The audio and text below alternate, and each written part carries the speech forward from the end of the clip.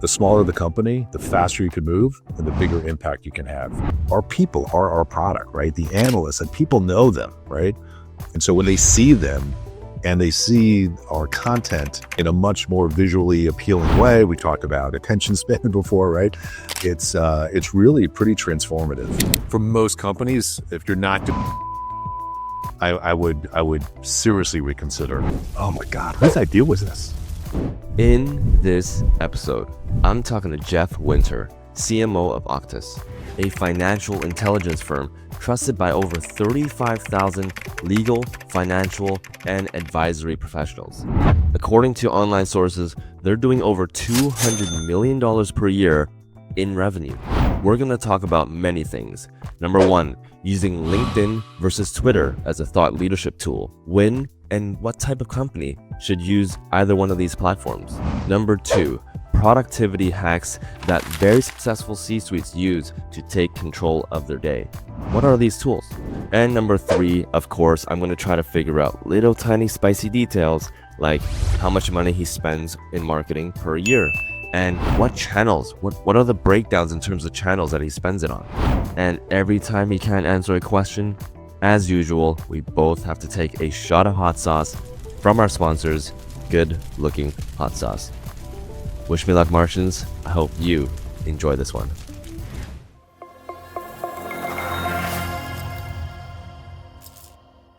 Hello, Martians. Welcome back to another episode of Marketing on Mars. Today, we got Jeff Winter in the house. Jeff is the CMO of a company called Octus. Used to be called Reorg.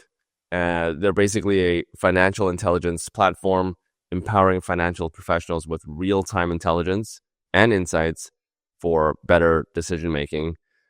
Jeff, welcome to the Marketing on Mars show. Great to be here. Looking forward to the conversation. I am a little scared on the hottest of the hot sauce, but yeah, it'll be an adventure.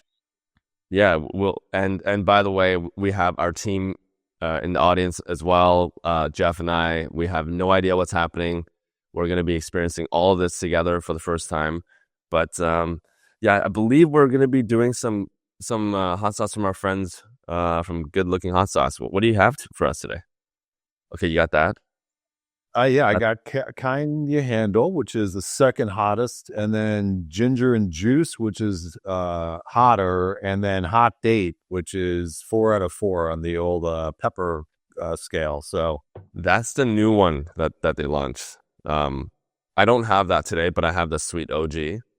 We'll have to send that to you at some point in the future.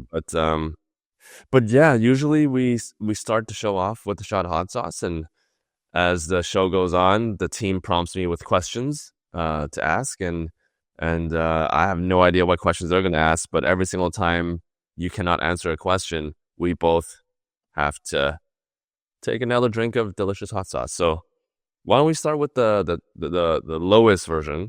I think that's the Cayenne You Handle it. All right, here we go. And I'm going straight from the bottle. That's good. Got some kick. Very flavorful. That is good. Okay. You all right? Oh.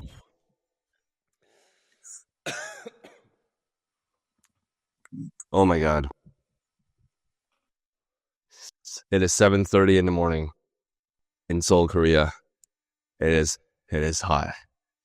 That'll get you going. I should have brought a spoon. Wow, that was hot. I don't know how some guests do that. Wow. What spice level is that? Was that 4? Was that the hottest? No, that's just the 2. That's just the Cayenne. But it's just the volume. I didn't know how to control the volume. That was a lot. Wow. Okay. All right. Well, good to see you on the show, Jeff. I think this is that's my time probably. Oh wow, that's crazy. I'll pass it over to you. so I can take a little bit of a breather. I was going through your background, because we haven't done this yet, but Yeah. your background is quite incredible. You've started at big companies, worked at IBM, SAP, and then worked at a couple of other kind of SaaS companies, and then made it all the way to Octus now today. Maybe just give us like a little quick background on yourself and then also like your role at Octus. Sure, sure. My professional bio is, my early 20s and mid 20s. I was experimenting. I grew up in Washington, D.C., and thought I wanted to be a lawyer. And I spent a year on Capitol Hill. I then got involved in a nonprofit.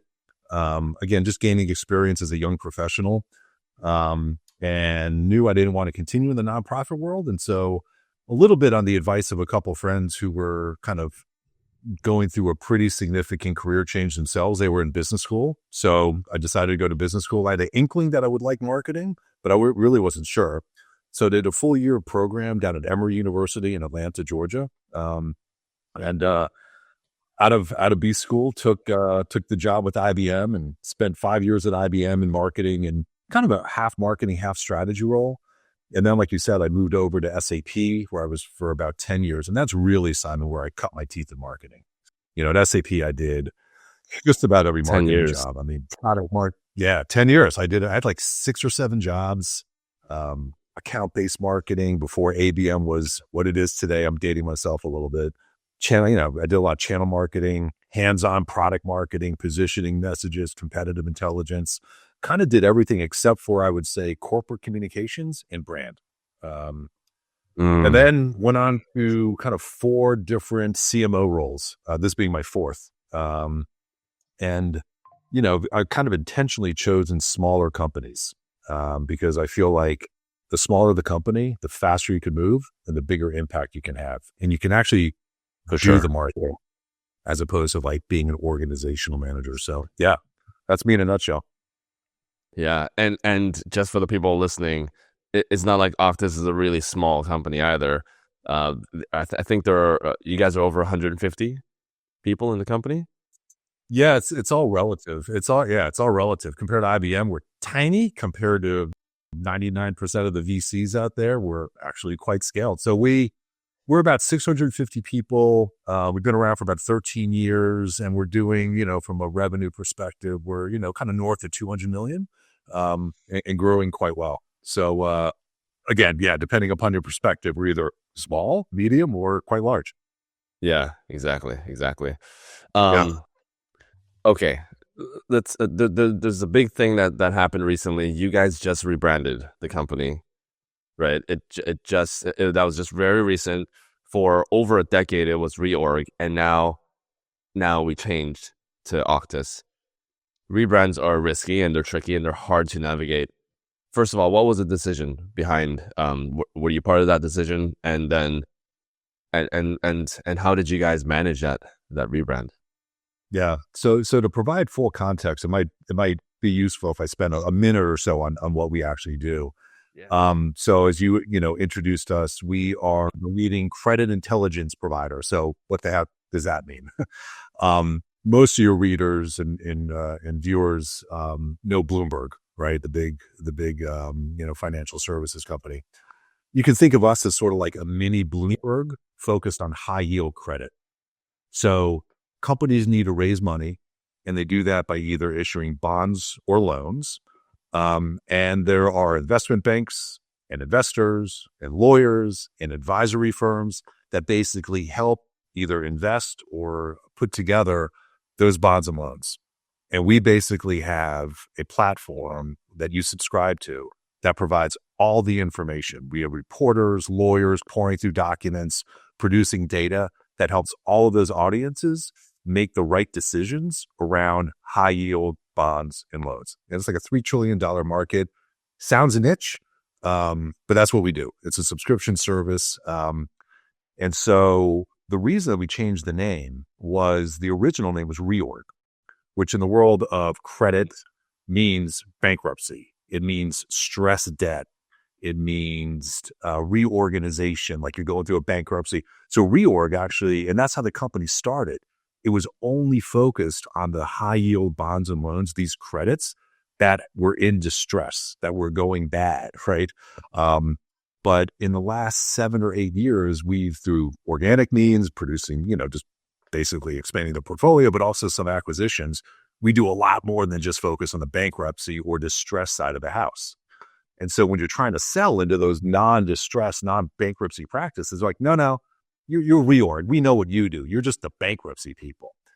And so it was just getting to the point where it's like not only not helping sales, it was actually hurting sales. And so the decision was made, to answer your question, the decision was made before I even joined, we are going to rebrand. We had a new investor that came in, and they were looking at the market, and the CEO and the founder, who's my boss now and a great guy, Ken Collier, shout out. They came to me during the recruiting process and said, this is going to be the major thing that you do in year one, which is to help rebrand the company and reposition it. Wow. So the name Octus, was that chosen by you, or was that already everything was already chosen, and the color scheme and everything? No. This was, I will say, not my baby, my team's baby, and really it was truly a cross-functional process. I like to say marketing led it, but it was really cross-functional. No, so we went through a proper RFP process. We selected an agency, a world-class agency that some of your audience might be familiar with, Profit. So they've done a lot of really, really good branding work. And it was a full scope project.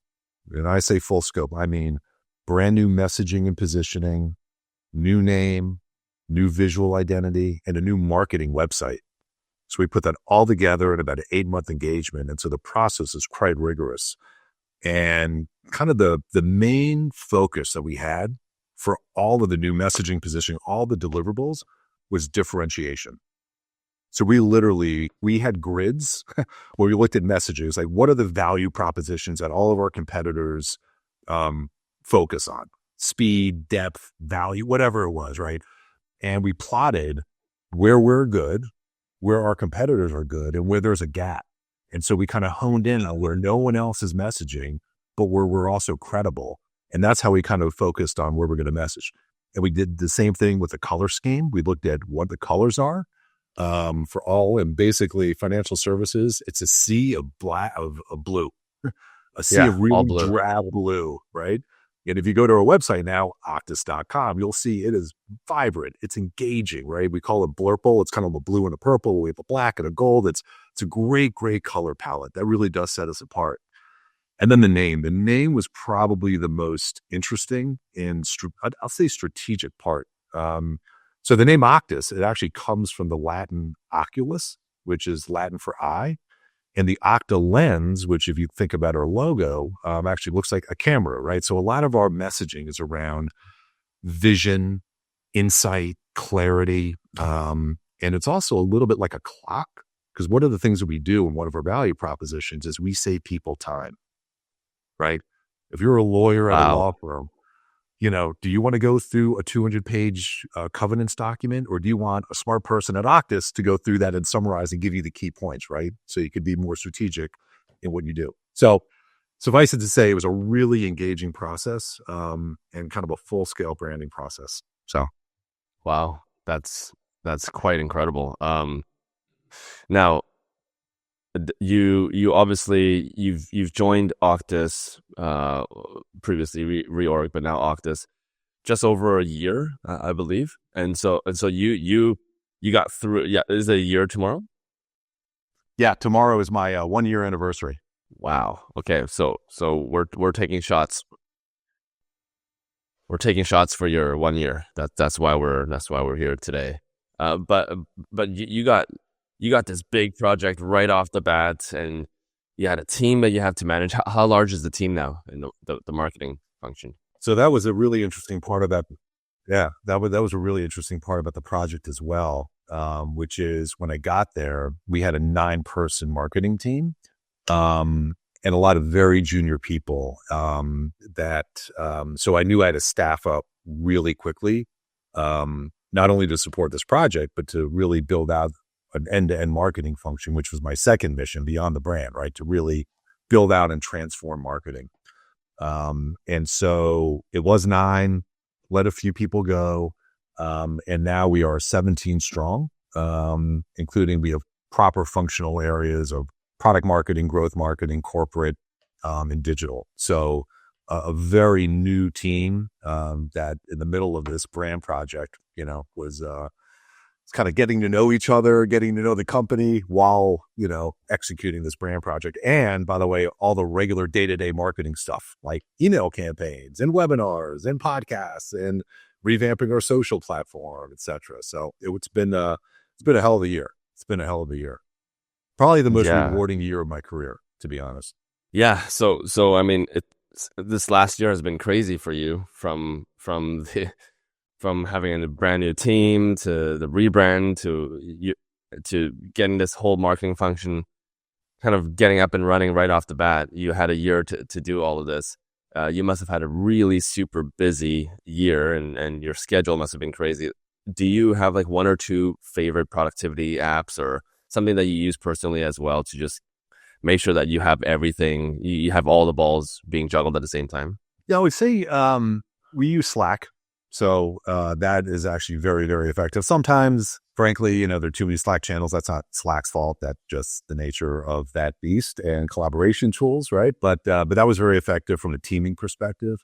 And project management wise, we used a combination of Confluence and Monday.com. And Monday, we had to create, you can imagine how much content we had to create. Like every web page had like 11 pieces of content to it. We had all the flyers and collateral.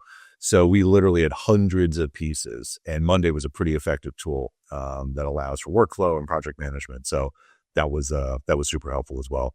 And it's funny, my to-do list, I am old school. I swear, Simon, I still go paper and pencil with my to-do list. It's just something about like, love that. I got it right here, man. I got proof. Yeah. Wow. Yeah.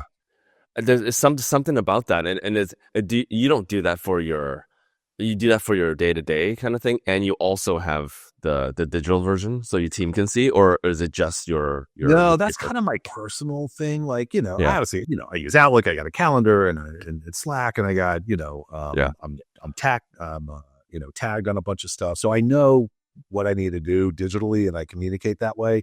But for my own, the way my brain works, and there's something satisfying too around actually checking just checking the mark. In fact, I am such a geek. I swear to God, this is true. I will sometimes do something, and then after I'm completed, I will write the thing down and then check it off. Yeah. That is how needy I am to feel I accomplished something. And it's also too much here. It's also easier when you talk to. You have a partner or significant other in your life. Yes. Yep. Yeah. Wife. Yeah. Yeah. So like, when she's like, how'd your day go? And you can just be like, 10 check marks. It makes it a lot easier than just like, okay, I totally forgot what I did and everything, but I got 10 check marks. That. It was a 3 check mark day. It was a 10 check mark day. I like that. I like that scale. I wish I'd eaten that. Yeah. Very easy scale, but that's cool. In 10 or 12 years, I'm a huge nerd about. I've been reading a lot of books and watching a lot of movies about the future. In 10 years, we're gonna tell like paper and pen. That's gonna be the new technology. No one's gonna know about paper and pen. I think that's gonna be really, really cool. So yeah, I don't use paper and pen as much as the team does. The team uses a lot. I'm like full on Excel. I'm an Excel nerd. So that's like my whole life. I have everything on there. I even store all the boxes in my house. Like I know where everything is in every single numbered box, all on Excel. I'm that kind of guy. But I actually need to do that. You can see some of my filing stuff over here. We moved or we reconfigured the house not too long ago, and it's a complete mess. So I gotta. Yeah, you can hire me. You can hire me. I'll be your Excel storage, agency. Yeah, external. you pay for the flight. I'll give you the hot sauce when you come over, man. We'll be doing the hot You're sauce welcome. together. Fairfield, Connecticut. Come on, Seoul, Korea to Fairfield. Oh, Fairfield. Oh, damn. I'm so bad with the cities in the US. But I gotta go out. I've only been to the big cities. I gotta go out to some of the smaller cities. So that's East Coast? East Coast, yeah. So Connecticut is just outside of New York. So we're kind of a commuter town to New York. It's about an hour and 10-minute train into the city. So a lot of people work in the city, even post-COVID, whatever, that world looks like nowadays. But yeah, so we're on the coast, nice community, suburban, Northeast US. So yeah, been here for about 15 years. Yeah, cool. All right, we're gonna move over to a different segment because I think the team wants us to do more hot sauce. So we're gonna do a segment called This or That. All right. And basically, the team prepared a couple of questions, 5 questions to be exact. Gonna give you 2 options, and you have to choose one of the options or shot of hot sauce. All right, let's do it. And I'm hoping you make it through all because I think there's one that's pretty spicy. Okay. Would you rather get a tattoo of your company's logo or dye your hair the logo's color, the company's color? Ooh, considering I'm bald, I'll go with the tattoo. The tattoo, like the Octus logo? Yeah. Where would you put it? Ass cheek. One of the left one or the right one? I'm right-handed, so I'll go with the right one, I guess. Oh man, first time we ever use ass cheek on this show. So it can get worse depending upon the hot sauce. So I have to drink. Do I have to drink or did I pass that one? No, you passed. Good. There's a few more. You have to pass all 4. Okay. Live without coffee or live without your favorite snack? Live without my favorite snack, easily. All right. Only speak in dad jokes or only speak in rhymes? Rhymes. Lose your phone in an Uber or your wallet at a concert? Wallet. Who do you dislike working with more? Kent Collier, the current CEO, or Michael Jakowski, the Duck Creek CEO, your previous company? I love all my CEOs. I will pass. Okay. Let's look. Should we try ginger and juice, or is there another one that you had? Well, I just poured the Cayenne handle. Oh, you're sticking with that one. Yeah, but you know what? I'll go this one, and then I'll add a little bit of ginger. Okay, I'm gonna do I'll do the gin and juice as well. I'll go gin and juice. It's really good. Yeah, I'll do straight from the bottle too. So, all right, gin and juice. BRB. All right, here we go.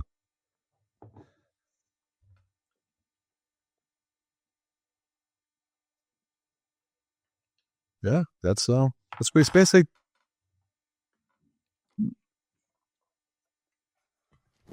Oh my God, whose idea was this?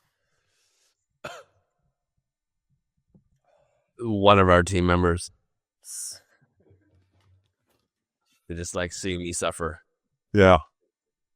It's the balance of powers, because I control a lot of their fate. They get to control my fate for like a good hour, per week. Seems like a good trade. Seems like a good trade-off for you. Payback, you see? Yeah. You see the words that they use, the vocabulary that they use for this show. Okay, let's talk about marketing. I mean, this is a marketing podcast, so let's dive into marketing. You are a pro when it comes to marketing. You have marketing experience from the 2010s, now the 2020s.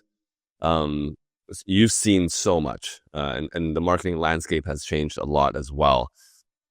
Maybe let's start there. How do you see marketing today versus, when you first started doing marketing and field marketing and all that stuff? You've also touched a lot of different types of marketing, but marketing today versus when you first started. Maybe talk to us about that. I mean, the way I think about it is so much has changed and so much has not changed. Like the part that hasn't changed are, and it'll sound kind of like soft skills and those sort of things, but like collaborating with teams, both within marketing and outside of marketing, having clarity of thought, clarity of plan, having a good plan and understanding and working with stakeholders to go execute that plan and agree on, how we're going to measure success, sharing that information and transparently going through that. So all of those basic communication, transparency, planning, and collaboration, I mean, none of that has changed. I don't care how much technology, I don't care what AI sophisticated tool you're using. Those are the basics. The other basic is messaging and positioning. Like you need to understand your unique value proposition. How are you differentiated? How do you prove that differentiation? And creating content that is delivered to the right person, the right persona, and the right channel that he or she wants to see. Like that does not change. Now, what has changed is all the tooling and technology to make all that much easier, right? We have so much more sophistication to understand who your target buyer is, where they've been, what they've clicked on, how they've engaged with you and your competitors in the past, what products they have. And so you can have so much more data to inform how you do all those other things more effectively. So the biggest change is like the speed that you can do things, the precision. So we talked about account-based or we could talk about account-based marketing all day, right? Because that has changed a ton. But just the amount of data and technology allowing us to be that much faster, more sophisticated, and more targeted. So those are the biggest things that have changed. Yeah. For me. Yeah, I totally agree. The concepts and the philosophies of just understanding your end user, and then finding the right messaging to target them, that has definitely not changed. Do you think okay, so people talk a lot about Gen Z versus millennial versus baby boomers or Gen X or whatever, all these different generations. Obviously, the people that we're targeting sometimes changes. Do you think we've changed as just people because technology is so immersed into our life now that we've it's harder to grab our attention and all that? Do you think that has changed us as people? And so the way that we deliver the messaging has to be different, and the style of messaging has changed over the years, or do you think even that has stayed the same? No, I do think it has changed. I think people's attention spans are that much shorter than they were before. We've been using tools in our personal lives that we haven't had in the professional lives. It's catching up, right? But I mean, the way that they just take the iPhone, right? And so the expectation of, I need the information quickly, I need to be able to transact quickly. That's been going on in our personal lives for 15, 20 years, catching up more slowly in our professional lives. But definitely shorter attention spans. Like, I want to do a 90-second video. What? 30 seconds, 4 seconds, 2 seconds, right? I mean, TikTok, the world of TikTok and Instagram. I mean, it is definitely infiltrating. COVID, I think, changed things as well around people prioritizing what's important in their life, work-life balance, work from home. And that pendulum swung big time, obviously. Oh, yeah. For valid reason. But it's swinging back pretty aggressively in some industries and in some countries, right? Where people are being forced to work now 5 days a week in the office. I have friends who, I see walking around like zombies. I'm like, what's going on? They're like, 5 days. Back in the office, 5 days. I'm like, oh man, I feel bad. Because we're still at Octus, in most companies, I mean, there's still a balance, right? It's pretty hybrid still. Yeah. But yeah, I do think how we message, the how we message is definitely different. And it's a millennial thing, it's an age thing a little bit, but it's also just how the world has changed. Yeah, the world has changed for sure. And you talked about ABM. That's changed a lot. I'd love to dive into that with you, because you guys do a lot of ABM at Octus, right? Starting to. Okay, but that was your background at SAP as well. You did a lot of that. I did a lot of them, yep. So I would love to dive into that and how you're thinking about building your ABM motions. But before we get into that, so currently ABM you guys are starting to do that. What channels are you guys using to target your customers? Because I believe your customers are like lawyers, investment banks, financial institutions, and all that. Correct? Those are your ICPs. What channels or platforms are you guys using to target and acquire new accounts right Yeah. now? So the tried and true organic search is still, because we were pretty broad based, we're pretty highly penetrated into our customers, or into the market, I should say. And so organic search is quite effective. And so our website, through organic means, generates the most leads, the most MQLs for us, and opportunities. Behind that, webinars are quite good. And increasingly our hosted shows, our hosted events. We're at a lot of trade shows as well. You got to show up and do the booth thing, right? But lead generation out of that is always been for me kind of a mixed story. You might get lucky once in a while. We have a podcast channel that's competing directly with you, Simon. I'm joking. And we get decent traffic, but that's an area that I think we can do a lot better in. And then on the less mature side in our world is a lot of digital advertising. So Google AdWords and PMax, which is their new broader, digital advertising platform, which goes to all the Google channels, including YouTube. So we've been doing some experimentation there.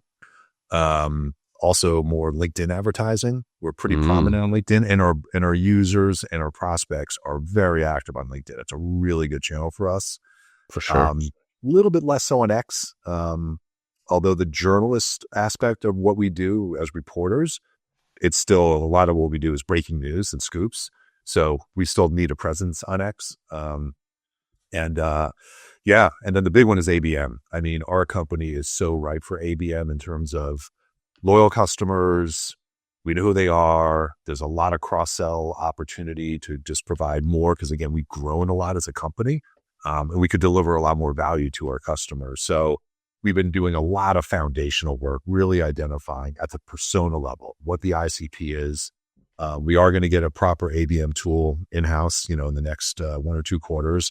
And then we can start really, really understanding, buyer intent, being able to serve up those ads and generate, a lot more leads in an ABM way. So.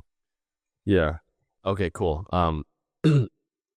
So organic search, that sounds like a very strong channel for you guys, and you guys done really well there. Webinars and all that. I'm interested in a couple of things. We'll talk about ABM, but LinkedIn, that makes so much sense because you guys are targeting all these business services providers, and they're all on LinkedIn. And in fact, I was looking up some stats, and I believe there are 63 million decision makers on LinkedIn, and most of them are VP, directors and above, and C-suites. 63 million of them are on there, and maybe aside from a couple of industries like maybe mining and oil and gas, even those execs are on LinkedIn.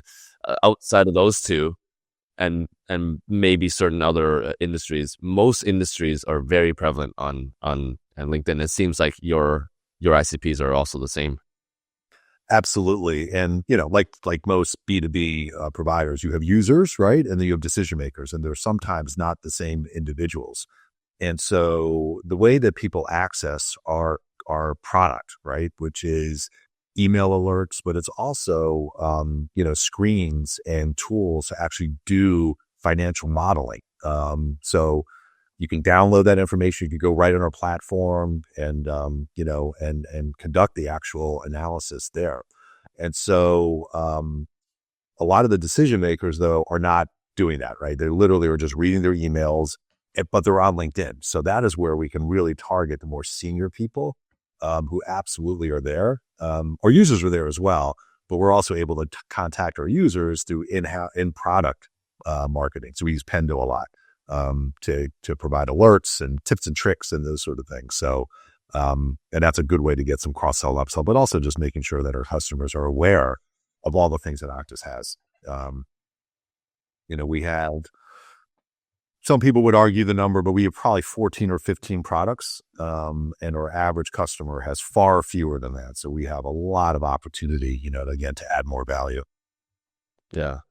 I was reading another stat, something like the average executive or decision maker spends an hour a week on a minimum on LinkedIn. And they said that 75% of the decision makers are they trust thought leadership content, so content coming out of the CMO's mouth or the CEO's mouth, more than they trust content coming out of the company's mouth. Are you guys doing anything for thought leadership? I know you do. I looked at your LinkedIn a little bit, and you do post, you repost quite a bit. Is that something that you guys are looking more into? Is LinkedIn basically, how big is LinkedIn for you guys in your industry? How top of mind is it? It's quite big. One of the people that we hired has completely, shout out to Tanya Hubbard.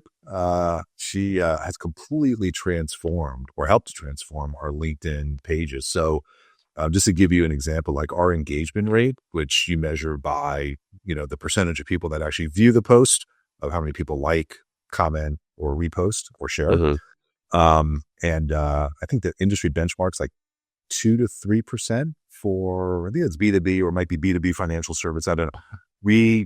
When she got here, we were like right around 2 or 3%. We're now at like 10%. Holy. Yeah. Yeah. And a That's lot insane. of our posts are like 14, 16%. And it's because we're using a lot of our subject matter experts, not just our CEO, but like our people are our product, right? The analysts, and people know them, right? And so when they see them and they see our content, in a much more visually appealing way, we talked about attention span before, right? It's really pretty transformative. And so we've grown our readership this year, or followers, I think by like 45%. We're up to 25,000. I think we're going to eclipse it in the next 2 or 3 weeks. So, it's pretty exciting. Yeah, for sure. Yeah, it's a great channel. Yeah, I see Kent also post quite a bit. He's pretty active. LinkedIn was our number one for us growing the podcast. We now, our team are like a couple of Tanyas as well. They're very amazing. We've grown our show to over 2 million views now, but when we first started, the first channel that picked up for us before YouTube and Spotify started growing was LinkedIn. And we just started posting some of our content on LinkedIn, and that kind of it's how we acquired most of our guests. It also is how we got most of the eyeballs in the early beginnings, and like having one person who is a subject expert post about it. And at that time it was me. Now that YouTube is doing far better than I am, which I'm really happy about. But in the beginning, you needed one person to talk about it and be the face about it, and I think Kent is that person, and I think you also have the opportunity to be that as well as a CMO, and but yeah, no, that's awesome. I think almost all the guests that we talk to now, if they're in the B2B world, LinkedIn is always coming up. So Absolutely. had to dive into that for sure. And by the way, congratulations on the 2 million. That's amazing. Yeah, the team is awesome. The team is Well awesome. done. Yeah. I think the hot sauce shots probably help a lot. Watching other C-suites, get hurt with suffer is hilarious. But yeah, interesting thing about the X part, I've heard somewhere, and I have a lot of founder friends that use X.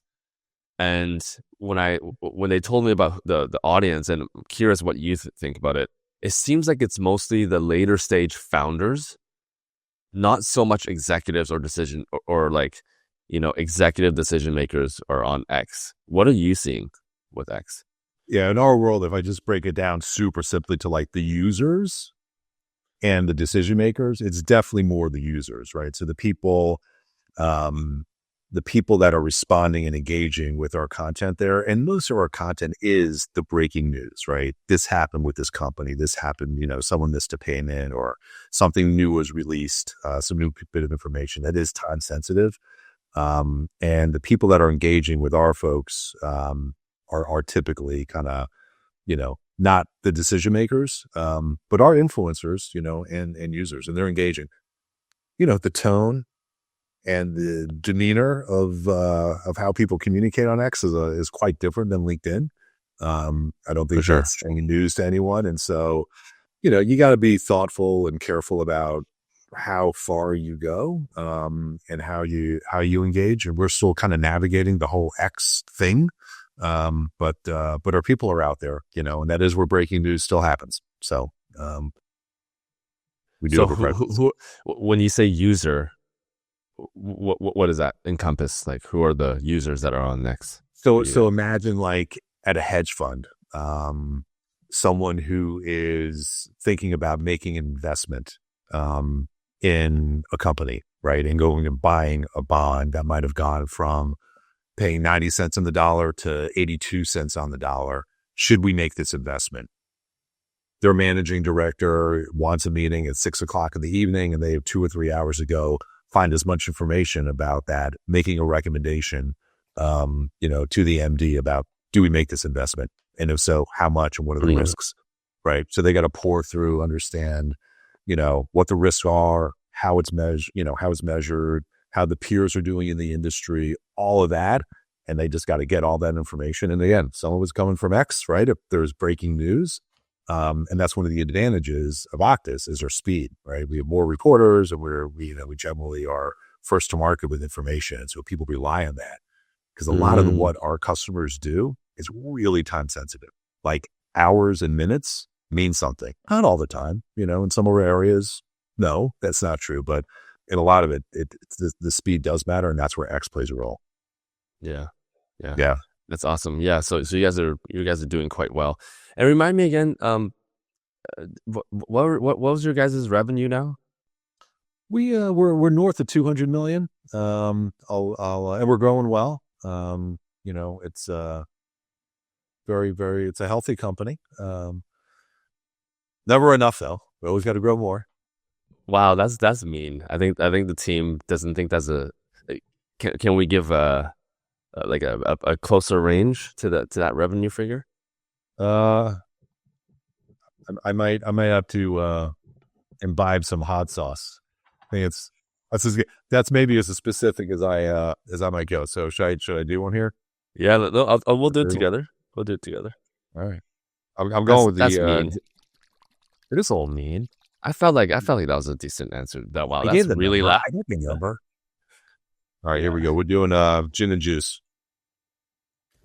Yeah, I'm doing sweet OG. Actually, I'll do gin and juice with you. Yeah. I've got hotter. Gee.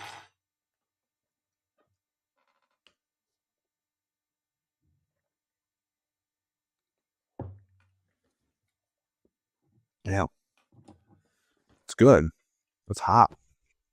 Wow. Yeah. That was like a whole mouthful. I mean, so you said you're in Seoul, right? I mean, the food generally in Korea, there's a lot of spice, right?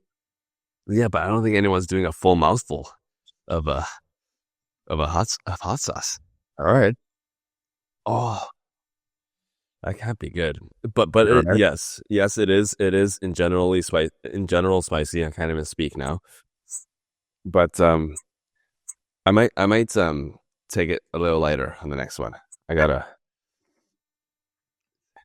The cayenne one is significantly less spicy. Oh, compared to the gin and juice? Yeah. It's one pepper left, but I think it's at least 25% less spicy. Yeah. It's you're definitely right, brother Simon. You're hanging in there, brother Jeff. This is the winter time for me. There you go. I'm in my winter. Well played. Does it get really cold in Connecticut? Again, relative, right? So in the winter, yeah. I mean, we have many days, freezing. We get a lot of snow. We get 20 to 30 inches of snow a year. There are days that are below zero Fahrenheit. And it's something Celsius, but yeah, it does get cold. But we have all 4 seasons, which is cool. So it gets quite warm, well into the 30s during the summer. Nice. Celsius. Trying to do a global thing here. A global thing, yeah. I know my Fahrenheit and Celsius exchanges. No. Do you? I'm not some ignorant American, What's the math on that? Do you know? What's the quick math on that? You have to multiply by 9/5 and add 32 to convert from. So basically doubling. What I do really simply is I just double it to go from Celsius to Fahrenheit. You basically just double it, add 32, and then take a few off. I see. And how far is the transit to New York? A drive without any traffic is like an hour and 20. And the door-to-door trains, hour 45 plus or minus. Nice. So I go in like twice a week. So it's not that bad. Okay. If we were to do a live show in New York, which we did a live show in San Francisco with ClickUp.com, ClickUp.com. Would you guys use Monday, which is a competitor, but we had one of the advisors from ClickUp, and then we had CMO of Headspace, and a couple of other past guests. We basically rented out a theater, and we did a live show for like an hour and a half or so. I'm thinking of doing it in New York. I think that has to be the next spot for us. Plenty of great places. I actually watched earlier this afternoon. I actually watched a little bit of that episode. Oh, nice. Yeah. Nice. Yeah. Would you drive an hour and a half if we did a live show? Oh, yeah. In New York? Yeah. Okay. Absolutely. All right. Mark it down, folks. This might be a thing. And we'll get either hot or hot sauce, or we'll get something else. Some kind of other, maybe alcohol, potentially. Alcohol's good. Yeah, I'm game, man. Okay. Let's get back to marketing a little bit. And then we'll kind of wrap it up. ABM. What are you thinking about in terms of ABM? How are you thinking of growing the ABM function for Octus? Yeah, we think about ABM in tiers. It's not anything new. People that know ABM, right? You got kind of one to many, one to few, and then one to one. The one to many, I'm a little bit of a cynic here. Like I just view like one to many marketing as like just good digital marketing, right? You have your ICP, you have your personas, you have your good content, you're blasting out, to larger cohorts of prospects or customers. To me, that's not really account-based marketing, right? That's just good digital modern marketing. The one to few and one to one, though, I think really do get to the heart of what ABM is supposed to be. And we actually have a pretty good balance with our customers. We don't have like 5 or 6 customers that constitute 30% of our revenue. It's actually a pretty good balance, but we certainly have a tier of customers that are paying a certain amount of money and we think there's an amount of, a good amount of upside that we want to treat them a little bit differently. So, we're at a conceptual phase right now, but I've done this at 3 different companies. So I kind of know where things are going, where we're going to have a combination of digital and physical engagement.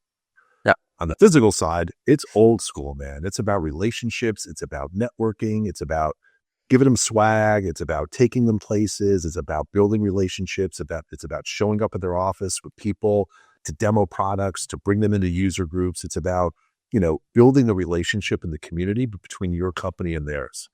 From a content perspective, it's about, you don't just send them, the product data sheet or the flyer, right? You put their logo on it and you customize it with a little bit of content that makes them know that you know them, right? And just that example around the one piece of content, that pervades how you engage them in general. And then from a digital perspective, the 5 other areas of the business that you want to go target, and you are just pounding them based on intent data. So you kind of know where they are. You're pounding them with ads. So by the time your sales team goes in there, the earth has been softened, right? They've seen the ads, they've seen the content, they've been sent to LinkedIn. We got LinkedIn advertising going. We got digital, we got Google ads going. We got everything going from the platform.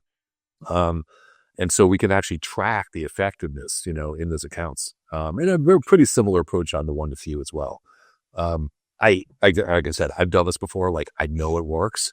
I'm just bummed that we have to wait another kind of 4 or 5 months before we can put the tool in. It's going to take a little time to get through that process, but it's a really, really effective. And for most companies, if you're not doing ABM, I would seriously reconsider. Yeah. Yeah. 2 questions. Number 1, what tool are you going to use? And then number 2, when you think about ABM, usually organizations want to target X number of accounts per year. They don't want to spread themselves too thin, but they don't want their goals to be too small as well. What number do you think about at your size? What number are you thinking of starting at? Is it the 100 mark, 200? Is it 500? Okay, so we'll talk about the tool first, and then we'll talk about that number. So the tool, I mean, there are 2 kind of leading tools in the world of ABM. Although there are a lot of other companies and a lot of companies that haven't positioned themselves as ABM providers that are actually getting a lot of ABM capability. But the 2 kind of like pure play market leaders in ABM are Demandbase and SixSense. I've experimented and used both in the past. They're both very, very strong. There are a couple of advantages of one versus the other. But those 2 tools have very good reputations, and for good reason. So we'll probably end up, with one of those 2 would be my guess. And then from a, kind of target segment size perspective, the 1-to-1, we're really putting our arms around. We haven't decided this yet, and it would be a collaborative discussion with the commercial team, with the sales team. But my guess is for that 1-to-1, we'll probably target, between 5 and 10 customers and really test the model, see what works, see some results, and then expand that over time. The 1-to-few and 1-to-many, that'll be much more broad. That'll be into thinking about our target market and our segments. You have such specific segments. It's really interesting. That'll be from a persona and individual perspective, that'll be in the hundreds and thousands of people. From a company perspective, it'll be, because again, we have so much cross-sell. We're pretty well penetrated in our market. That'll be in the hundreds of companies. So, compared to like a consumer packaged good company, pretty focused and niche. But yeah, there's a lot of business out there. Yeah. I read a post recently from a pretty well-known sales figure in the space. You will probably know the name if I said it. And he said something pretty controversial recently. He said that cold outreach is dead. Do you think that's the case right now? And I would prefix this by saying he showed a chart that showed that cold outreach led to 15 to 16% of most sales.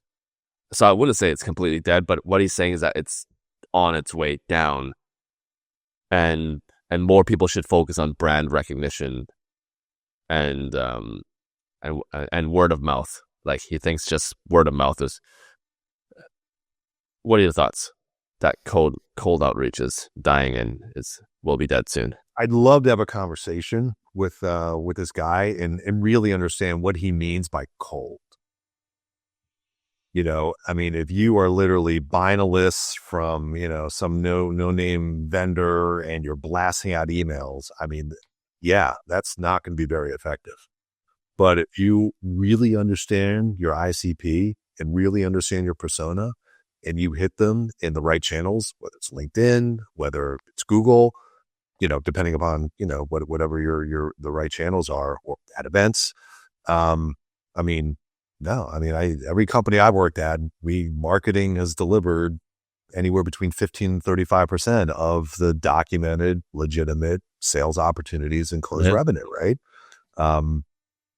That data is not, my opinion, right? That's hard market data. I would also say that, but to your point on brand recognition, unbelievably important, and word of mouth. Oh, in fact, by far. Oh my God, word of mouth. I literally had 2 phone calls today with potential customer testimonial candidates, right? Friends of Octus, right? That know us, but we haven't one of the things around that team that I inherited, again, just really small and under resourced, we didn't have a formal customer advocacy or customer reference program. So to me, that's just like low hanging fruit. We have like a lot of loyal customers. So, it's easier said than done, right? They got to go through like internal communications and legal, they get approval, they talk publicly. But yeah, the word of mouth is huge. It's huge in any industry, especially a niche one, right? Where everyone is clustered in London and clustered in New York City, right? They know each other. These are communities, right? And they see one do something, people are going to follow. So to be able to tell that story or let the customers tell your story for you, man, that's gold. That is total gold. Yeah. Yeah. I also would love to talk to that sales leader, because so much of 90% of Market on Mars guests, and we have amazing guests like yourself, Jeff, and you've seen the roster. We didn't know most, like 90% of these guests, but through conversations, through that initial cold outreach, we're able to develop a relationship. And I would argue everything starts cold. And so I would love to have a conversation with the guy. I think it was more clickbaity than anything, but it was surprising coming from this notable sales figure. So, but it's also like just thinking about how I got connected with you. Like, I mean, your team reached out to me, and there was something, I ignore, like most people, they ignore the vast majority of emails or LinkedIn outreach. But every once in a while, there's something grabbed me, right? I honestly can't remember what it was from your team, but it was effective, right? And you don't have to be effective 100% of the time. Got to be effective 5, 10, 15% of the time, right? To make a material difference. And here we are taking shots of hot sauce. Exactly. It works. Around the globe. Okay, we're going to do one last rapid fire segment, and I think we are wrapping up in 8 minutes. So I think we're well over. This is one of our longest episodes in a while. So I hope it's good. I hope it's engaging. The audience will tell us. Yeah. Okay, so rapid fire, and then we'll wrap up. We'll end the show talking about you and what you got coming up. So quick questions, quick answers. Favorite guilty pleasure snack? Ice cream. If you weren't in marketing, what else would you be doing in the tech or whatever world?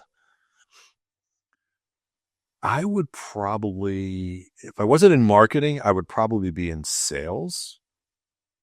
And if I wasn't in sales, or like, let's just call it, corporate world, I'd probably be running a nonprofit. Nice. If you could instantly learn one language, which I'm sure AI will get to very soon, what would it be? What language would you want to learn? Spanish. Instantly. Oh, Spanish. Just so much of the world. So much of the, and I took Spanish for so long and I sucked it. I have a horrible ear. I'm bad at languages. So much of the world speaks Spanish, and there's so many amazing Spanish speaking countries. It would just seems. Yeah. And they're like the most fun people to be around with as well. Absolutely. My son's in college. As you can tell. Yeah. My son's in college and he's taking Latin. I'm like, come on. He's such an academic. I'm like, take Spanish. Yeah. Yeah. If you had to pick one spirit animal, what would it be? A dog. Okay. Definitely a dog. I'm looking at my dog sleeping on the little bed here next to me. Like, dogs are the best. They're the best. Which ex-client or partner in the last year did you dislike working with the most, and you would probably never work with them again? This hot date's looking pretty good. It's a small world, man. Never know when that client's going to turn around. Small world. Okay, sweet OG for me. All right, and I'll go light with this one. Now this one's all stuck at the top. All right, we're going to go.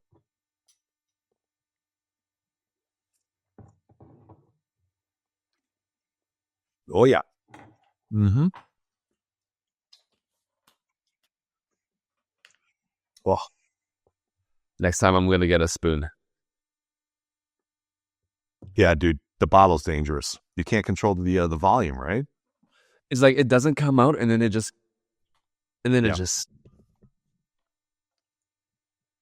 All right. That's Melissa's. Shout out to Melissa. Melissa, she was on the show. Ex-advisor, chief creative officer at ClickUp, and she went straight from the bottle. She taught us all about the bottle, and she's just going for it. It's crazy. Okay, I'm very okay. By this time, if the audience is listening all the way up until now, I think it's hour. God bless them. God bless them. I don't know how they made it through all the way through here, but if they made it all the way here, they must be really interested in who you are, Jeff, because you're a new guest and everything. Let's give them some interesting things about you. How did Jeff become Jeff? Like, what do you think? Who were some of your major mentors or life influences or whatever that made you kind of who you are today? That's a good question. I would say there have been a few people that I really look back and have learned so much from. So one was when I was working at a nonprofit in DC. He was one of the board members. He was like a pretty big real estate guy, and he just kind of took me under his wing.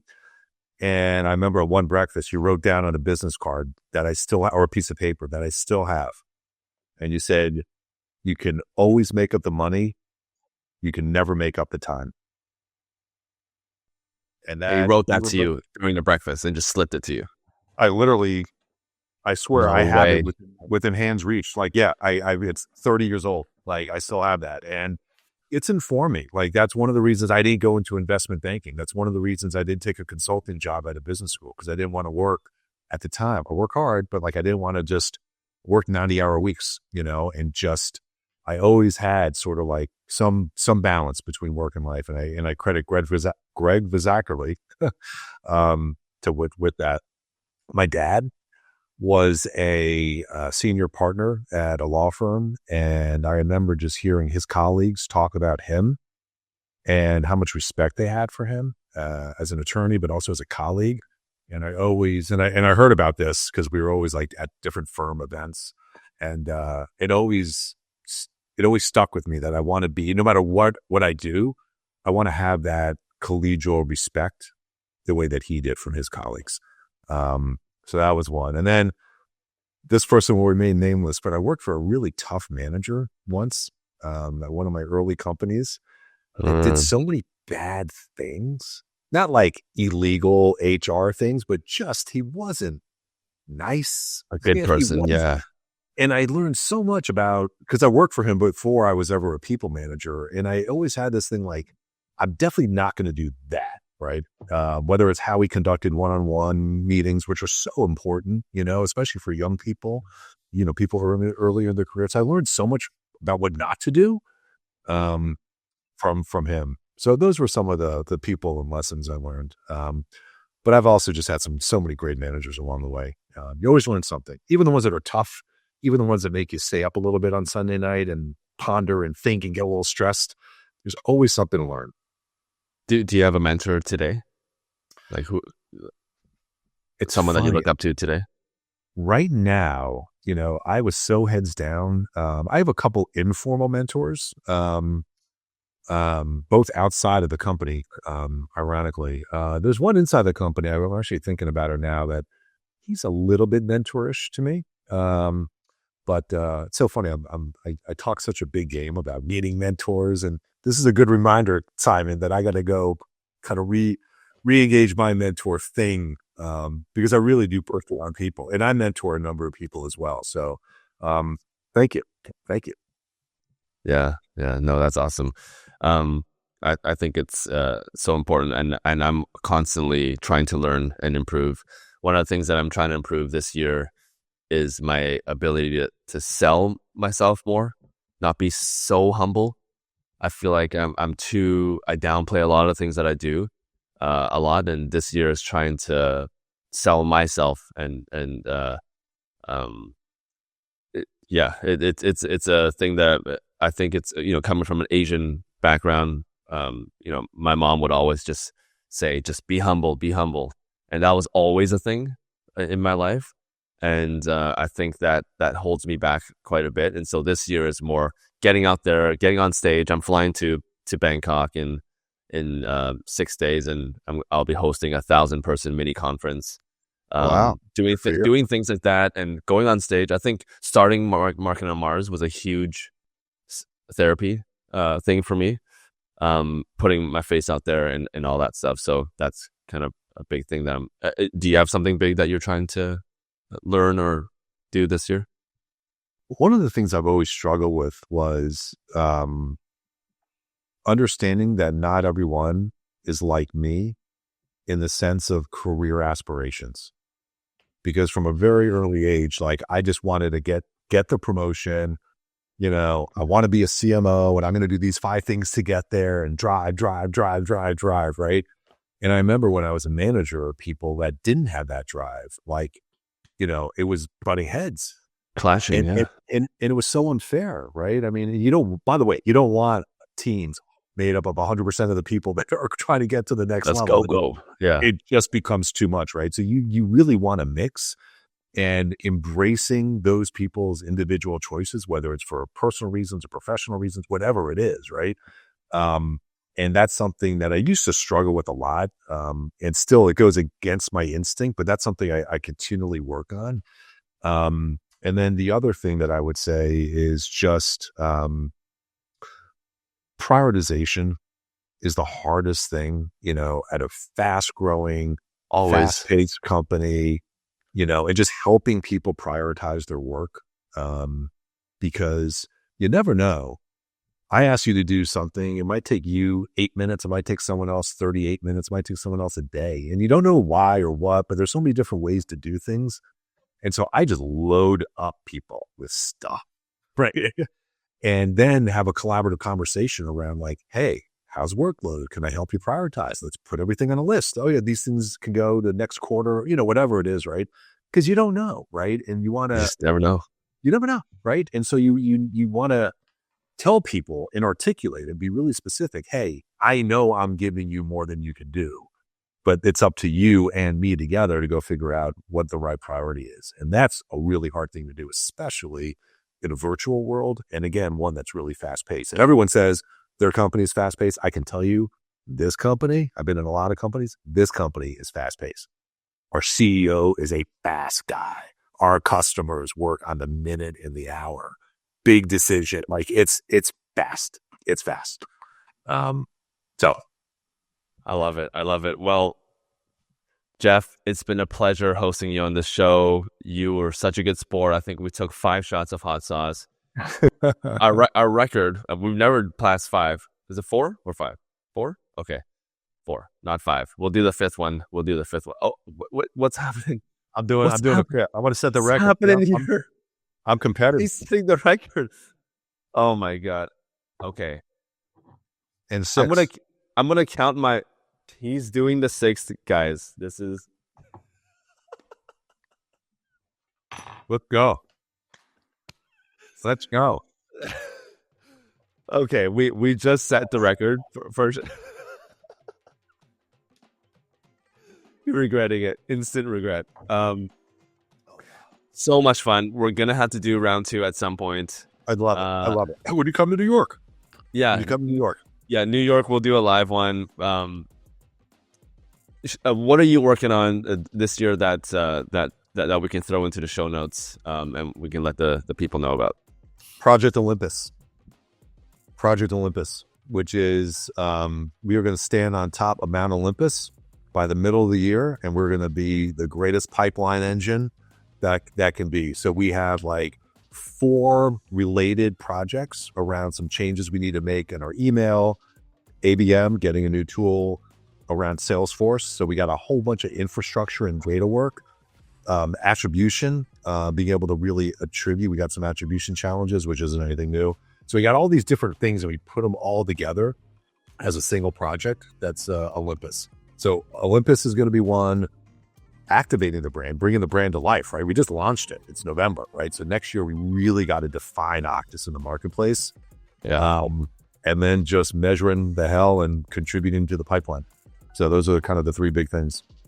Awesome. Well, we'll do a catch up at some point, and we'll check up on you and see how things are going. Our conversation will look very different in a few months, but I already sense a round 2 coming up with us. Love it. Yeah, really a pleasure. This was a lot of fun, and congratulations again. I mean, you built something from scratch. You should be extremely proud. And it's only going to get bigger and better. So well done to you and the team. Yeah. All right. Thank you, Jeff. And again, we'll catch you next time. Cheers.